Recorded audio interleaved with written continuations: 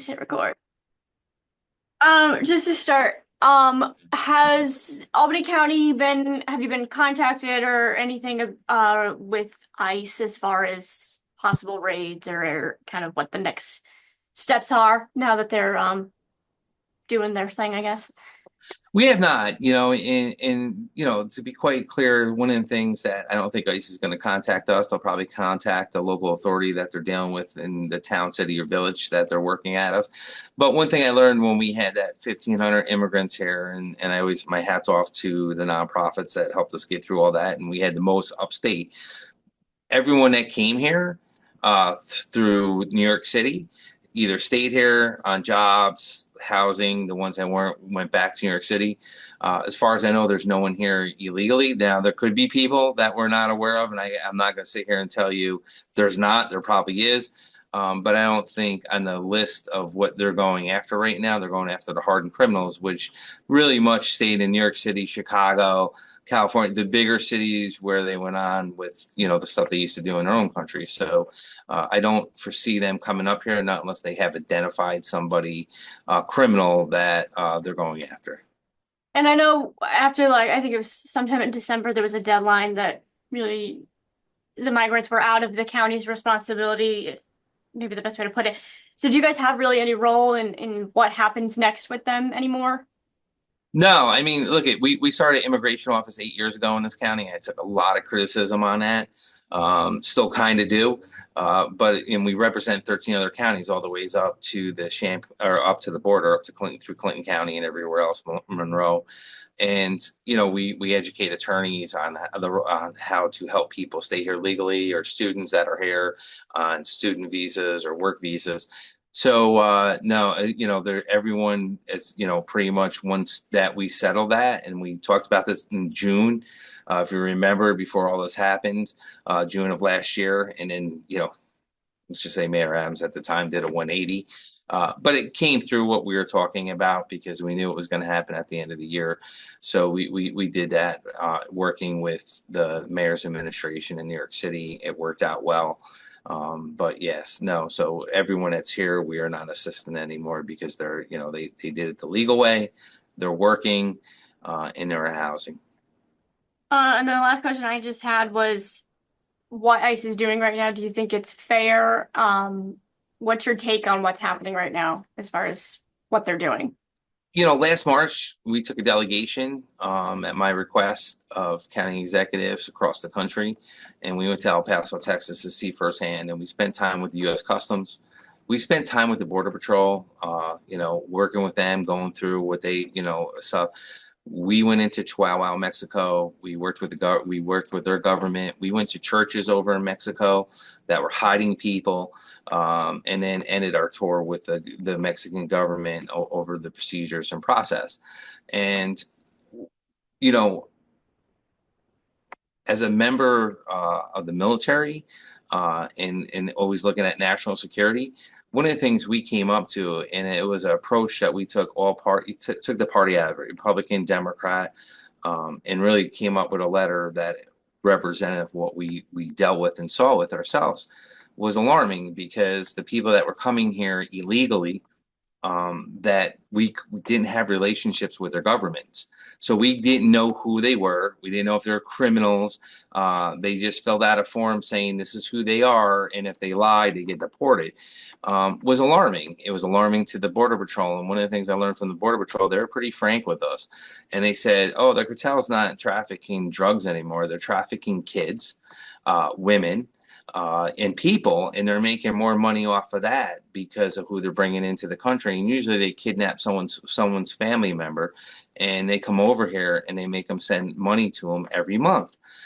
And the amount of rapists that were coming back into the country. And when you talk to border patrols, and you can see it on their face, it was alarming. And I don't care what party you were.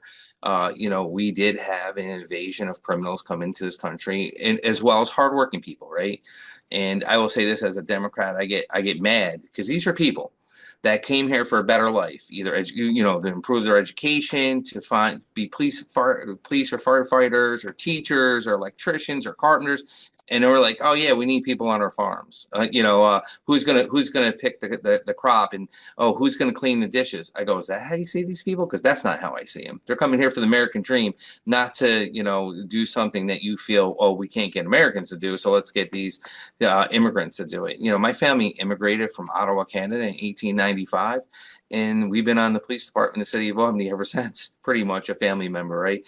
They came down to be police officers, and that's what I'm saying. That's what the dream's about, and I think it's getting lost in translation with the party stuff, and people aren't being objective in the press. These are hardened criminals. I've been seeing the list of people they're arresting, and look, there's no pun intended in what I'm saying at the end. There are murderers, rapists, child rapists, drug dealers, gang members. And at the end of the list, that the police officer I was going over, we kind of chuckled. This poor guy at the end, not poor guy, he had 2 DWIs in Mexico. He goes, imagine being on the list with all these people, and you just, not that he was underscoring the DWI. He was just like, wow, this guy got lumped in with all everyone else, right? Um, where I'll be paying attention to is what's going to be the next step when you get all the criminals out, or the terrorists, because I can assure you there's terrorists that came through that border. It was opened. And what I would say to my colleagues in DC, let's fix the immigration system and make it right. Because I want to remind your viewers, and people are going to sit there and say, well, they came here. I'm dealing with people that have been trying to come to this country for 12 years. 12 years. That's the ongoing. It's 10 to 15 years to get a hearing to come here legally.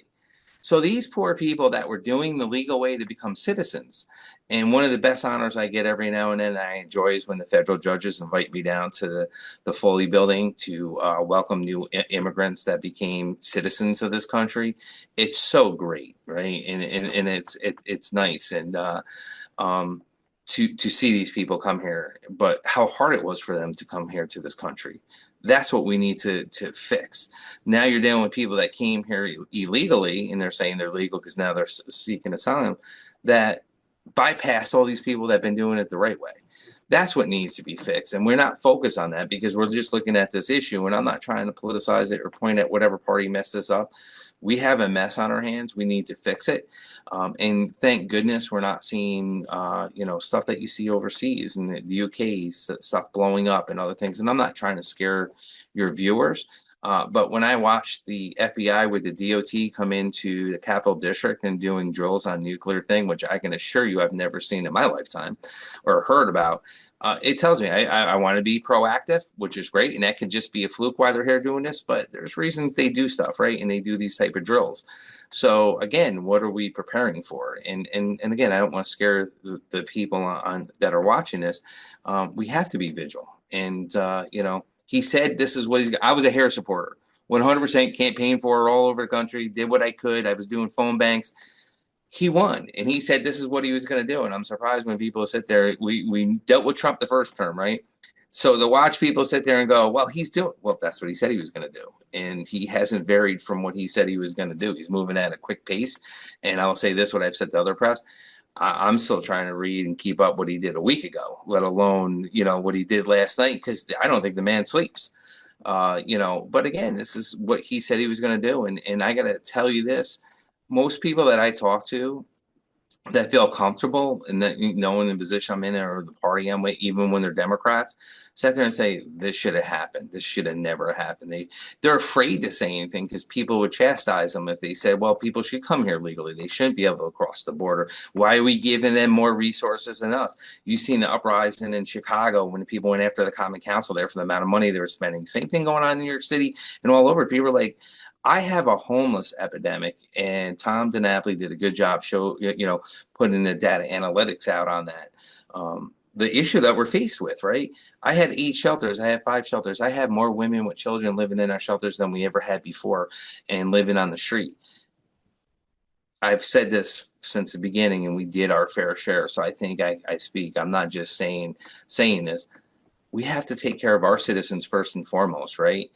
And then take care of people. But if we can't take care of our own citizens and they're not getting the best accommodations, and I can't put them in hotels and I don't have funding for them, and then someone comes here illegally and you're putting them in housing, you're giving the best of the best, it causes animosity. We caused it ourselves. So let's look at the problem we caused and fix it and have them uncomfortable conversations. And look, and there's always good stories when immigrants come here. We're focused on the negative stuff, right? And I want to share the story with you. I had this one lady, I forget when it was, 7 years ago, 8 years ago. It was a while ago.